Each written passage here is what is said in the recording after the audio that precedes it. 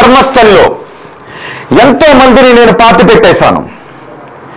ధర్మస్థలిలో బట్టలు లేని వివస్త్రలుగా ఉన్న మహిళలను తీసుకొచ్చి నాకు ఇస్తే, ఇదిగో ఇక్కడే పాతేశా, ఇక్కడ కొన్ని పాతేశా. కొంతమంది పురుషులను కూడా తీసుకొచ్చి ఇచ్చారు, వాళ్ళందరినీ ఇక్కడ పాతేశా. మీరు తవ్వితే ఈ ప్రదేశంలో, ఈ నేత్రావతి నది ఒడ్డున తవ్వితే ఎన్నో శవాలు బయటకు వస్తాయి. 1994 నుంచి 2014 వరకు నేను ఇదిగో ఇక్కడే పాతి పెట్టేశా. ఇప్పుడు ఈ కేసులో న్యాయం జరగాలి అంటే ప్రభుత్వం ఇక్కడ తవ్వకాలు జరిపిస్తే ఎన్నో శవాలు ఇప్పుడు బయటకు వచ్చే అవకాశం ఉంది. వందలాది మహిళలను, పురుషులను, మైనర్లను నేను ఇక్కడే పాతి పెట్టేశా. అదిగో ఆ నేత్రావతి నది వాళ్ళు చంపేసిన రక్తపు మరకలతో ఈ నేత్రావతి నది ఒడ్డి తడిచింది. మరి ఇప్పుడు ఎముకలు ఉంటాయో లేదో నాకు తెలియదు. ఇదిగో ఈ కవర్లో కొన్ని ఎముకలు, మీరు నమ్మకం కోసం నేను కొన్ని ఎముకలు తీసుకొచ్చాను. ఇవి చూసిన తర్వాత మీరు ఇక్కడ తవ్వకాలు జరిపితే ఆ ప్రదేశంలో చాలా మంది వివరాలు తెలుసుకునే అవకాశం ఉంటుంది. ఇక్కడ తవ్వండి, ఇక్కడ లేవా? ఇక్కడ అవును, 11వ నెంబర్ సైట్లో 11 అడుగు ఆ కొండగట్టునే నేను పాతాను. 13వ నెంబర్ సైట్లో నేను పాతాను. 13లో చాలా బోన్స్ దొరికే అవకాశం ఉంటుంది, పుర్రెలు దొరికే అవకాశం ఉంటుంది. న్యాయం జరగాలి అంటే ప్రభుత్వం ఇక్కడ తవ్వకాలు జరపాల్సిందే.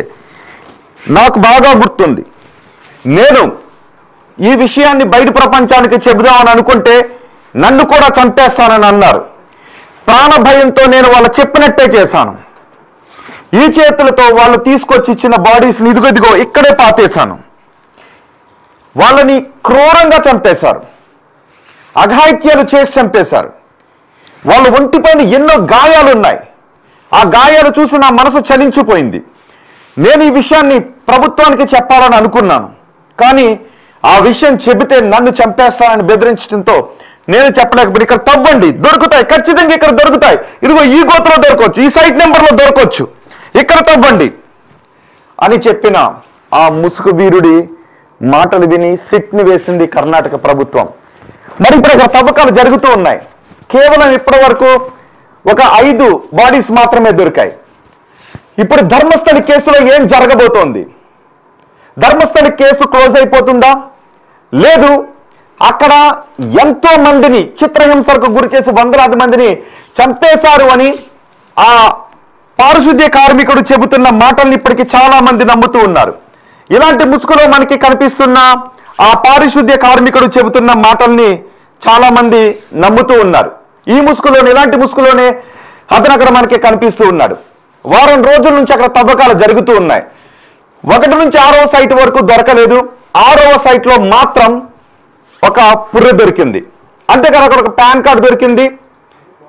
ఆ పాన్ కార్డు దొరికిన తర్వాత ఒక డెబిట్ కార్డు కూడా దొరికింది. అయితే అది లక్ష్మి అండ్ మరొక వ్యక్తిది అని చెప్పారు. ఆ తర్వాత మిగిలిన తవ్వకాలు జరుగుతూ ఉన్నాయి. ఆ చెబుతున్న వ్యక్తి ముఖాన్ని ఎక్కడా కూడా కనపడనివ్వడం లేదు. ఆ చెబుతున్న వ్యక్తి ముఖాన్ని ఇదిగో ఇలాగే ముసుగు వేసి తీసుకుని వెళ్తూ ఉన్నారు. రోజు ఆ వ్యక్తిని కారులో తీసుకొస్తున్నారు, పోలీసుల సెక్యూరిటీతో తీసుకొస్తూ ఉన్నారు. పోలీసుల సెక్యూరిటీతో తీసుకొచ్చి ఆ వ్యక్తిని మళ్ళీ తీసుకుని వెళ్తూ ఉన్నారు. కానీ 13వ సైట్లో తవ్వకాలు జరిపితే చాలా ఎముకలు దొరుకుతాయి అని చెప్పారు. ఇలాంటి బకెట్లలో, కొన్ని కవర్లలో అక్కడ ఒక 5 అస్థిపంజరాలు దొరికితే వాటిని తీసుకుని వెళ్ళారు. అందులో ఒక అస్థిపంజరం మహిళలదని చెప్పారు. కానీ మరి వందలాది మంది అక్కడ మరణానికి గురయ్యారు, చిత్రహింసలకు గురి కాబట్టి అక్కడ చనిపోయారు అని ఆ పారిశుద్ధ్య కార్మికుడు చెప్పిన మాటల్లో వాస్తవం లేదు అని చాలా మంది అంటూ ఉన్నారు. కేవలం ఇది ఆ మంజునాథేశ్వరుణ్ణి, ఆ మంజునాథ పవిత్రను భగ్నం చేయటానికి కొంతమంది ఆ వ్యక్తితో చెప్పించిన అవాస్తవాలను కొంతమంది అన్నారు. లేదు, ఆ ఆలయానికి సంబంధం ఉన్న కొంతమంది వ్యక్తులు దురాగతాలకు పాల్పడారు అని మరికొంతమంది చెప్పారు. ఇలా ముసుగులో కనిపించినటువంటి ఆ వ్యక్తి నేనే ఎంతో మందిని ఇదిగో ఇక్కడ పాతాను, ఇక్కడ పాతి పెట్టాను అని చెప్పుకుంటూ తీసుకొచ్చి ఒక 8 అడుగుల లోతులో గొయ్యిలు తవ్వించారు. ఇక్కడ ఒక 15 అడుగుల వెడల్పులో 8 అడుగుల లోతులో గొయ్యిలు తవ్వించారు. కానీ అక్కడ ఎన్నో కుప్పలు కుప్పలుగా ఎముకలు దొరుకుతాయి, కుప్పలు కుప్పలుగా పుర్రెలు దొరుకుతాయని అనుకున్నారు. ఆ స్థాయిలో కాదు, ఒక 5-6 దొరికాయి. మరి ఇప్పుడు ఆ వ్యక్తి చెప్పింది అబద్ధమా, లేదు నిజంగా అక్కడ ఏదైనా జరిగిందా? ఇన్ని సంవత్సరాలు అయిపోయింది కాబట్టి ఆ ఎముకలతో సహా అవన్నీ కూడా ఇదిగో ఈ నేలలో కలిసిపోయాయా? ఈ గొయ్యిల్లో కేవలం ఎముకలు కూడా కరిగిపోయి ఆ మట్టి మాత్రమే అక్కడ మిగిలి ఉందా? ఇప్పుడు దొరికిన 4-5 అస్థిపంజరాలు ఏం చెబుతున్నాయి? ఈ స్థలం శ్మశానం కాదు అని చెప్తున్నారు. మరి ఈ స్థలం శ్మశానం కానప్పుడు ఆ 4-5 అస్థిపంజరాలైనా ఎందుకు దొరికాయి? అంటే అడవిలో ఏదో జరిగిందా? ఈ వ్యక్తి చెబుతున్న మాటల్లో వాస్తవాలు ఉన్నాయా? మరి ఇప్పుడు అన్ని ఆ స్థాయిలో అస్థిపంజరాలు దొరకకపోయేసరికి ఈ కేసును సిట్ అధికారులు క్లోజ్ చేసే అవకాశం ఉందా? లేదు ఈ విచారణ ఇంకా కొనసాగించే అవకాశం ఉందా?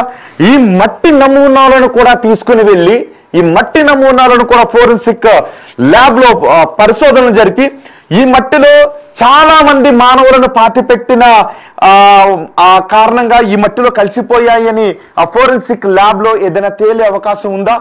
లేదు ఇవి సహజంగా ఈ నదిలో కొట్టుకొచ్చినటువంటి శవాలను అక్కడ పాతిపెట్టేశారు, అన్ఐడెంటిఫైడ్ శవాలుగా ఎవరు క్లెయిమ్ చేయని బాడీస్గా గుర్తించి అక్కడ పాతిపెట్టేశారు అని తేల్చే అవకాశం ఉందా? మరి ఈ ముసుగు వేసుకున్నటువంటి రోజు మనకి ఇలాంటి ముసుగులో కనిపిస్తున్న ఆ వ్యక్తి చెప్పిన మాటల్లో వాస్తవాలు ఉన్నాయా? కొంతమంది అంటూ ఉన్నారు కేవలం ఇది ధర్మస్థలి పవిత్రతను చెడగొట్టడానికి, ధర్మస్థలి ఆలయానికి అపవిత్రతను చేకూర్చడానికి కొంతమంది చేసినటువంటి కుట్రాని అంటూ ఉంటే, లేదు అతనే నేరుగా ముందుకొచ్చాడు. అతని పేరు కూడా ఎక్కడ చెప్పట్లేదు, మనం పెట్టినటువంటి ఒక పేరుని మీకు చూపిస్తూ ఉన్నాం.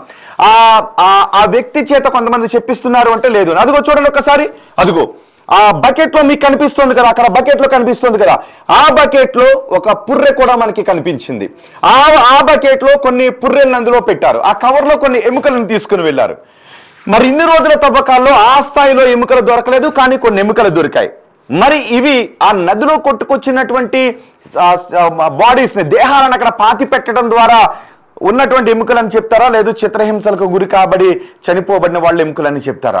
నిజానికి 1986 సమయంలో కూడా కొంతమంది మహిళలు మిస్ అయితే వాళ్ళని తీసుకొచ్చి అక్కడ అడవిలో పడేశారు. ఆ యువతి తండ్రి ఆ యువతి కోసం న్యాయం జరగాలి అంటూ ఎన్నో ప్రయత్నాలు చేశారు, పోరాటాలు చేశారు. ఆ కమ్యూనిస్ట్ పార్టీకి చెందినటువంటి వ్యక్తి అతను. సో అతని కుమార్తెను కూడా, చనిపోయిన కుమార్తెను కూడా ఇలాగే చిత్రహింసలకు గురి చేసి చంపారు. ఆ తర్వాత ఎంతో మందిని ఇలాగే చంపారు అని చెప్తున్నారు. సో ఇక్కడ మరి న్యాయం జరగబోతుంది, వాస్తవాలు బయటకు వస్తాయా? లేదు ఈ ఎముకలు ఏమీ సాక్ష్యాలను చెప్పలేకపోతున్నాయని సిట్ అధికారులు కేసును క్లోజ్ చేసేసే అవకాశం ఉందా? మీరేమనుకుంటున్నారు ధర్మస్థలి గురించి? మీ అభిప్రాయాన్ని కమెంట్ బాక్స్ లో తెలియజేయండి. ఆ ముసుగు వేసుకున్న వ్యక్తి చెప్పిన మాటలో వాస్తవాలు ఉన్నాయని అనుకుంటూ ఉన్నారా? మరి ఆ స్థాయిలో వందలాది శవాలు దొరకలేదు కాబట్టి, ఆ ముసుగు వేసుకున్న వ్యక్తి ముఖం కూడా ఎప్పటికీ తెలియలేదు కాబట్టి ఎవరు అతన్ని పంపించి ధర్మస్థలి పవిత్రతను చెడగొట్టే ప్రయత్నం చేశారని మీరు అనుకుంటూ ఉన్నారా? నిజంగానే నేత్రావతి నది ఎంతో మంది అభాగ్యుల రక్తంతో తడిచింది. అక్కడ ఉన్నటువంటి ఆ కొండల గుట్టలు అభాగ్యుల ఆర్తనాదాలతో మారుమోగి వాళ్ళ ఊపిరి ఆగిపోవడాన్ని ఆ సాక్ష్యాలుగా నిలుస్తున్నాయని మీరు అనుకుంటున్నారా? మీ అభిప్రాయం